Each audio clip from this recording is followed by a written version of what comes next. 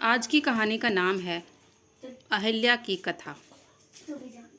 प्रातःकाल जब राम और लक्ष्मण ऋषि विश्वामित्र के साथ मिथिलापुरी के वन उपवन आदि देखने के लिए निकले तो उन्होंने एक उपवन में एक निर्जन स्थान देखा।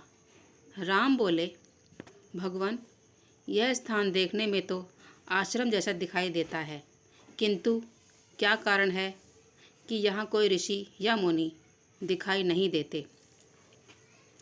विश्वामित्र जी ने बताया, यह स्थान कभी महात्मा गौतम का आश्रम था। वे अपनी पत्नी अहिल्या के साथ यहाँ रहकर तपस्या करते थे।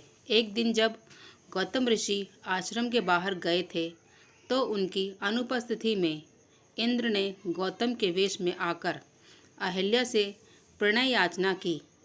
यद्यपि अहिल्या ने इंद्र को पहचान लिया था तो भी यह विचार करके कि मैं इतनी सुंदर हूँ कि देवराज इंद्र स्वयं मुझसे प्रणय याचना कर रहे हैं, अपनी स्वीकृति दे दी। जब इंद्र अपने लोक लौट रहे थे तभी अपने आश्रम को वापस आते हुए गौतम ऋषि की दृष्टि इंद्र पर पड़ी, जो उन्हीं का वेश धारण किए हुए था। वे सब समझ गए और उन्होंने इंद्र को शाप दे दिया।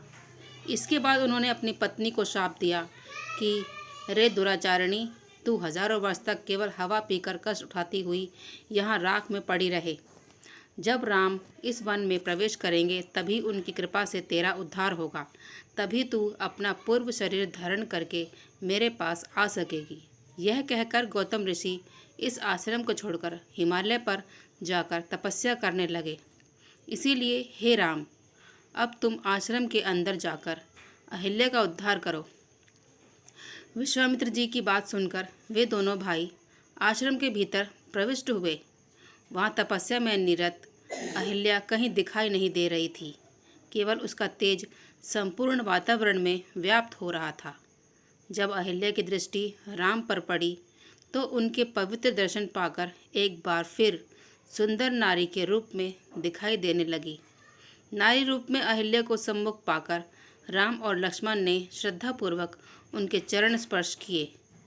उससे उचित आदर सत्कार ग्रहण कर वे मनुराज के स्थान पुनः मिथिलापुरी को लौट आए।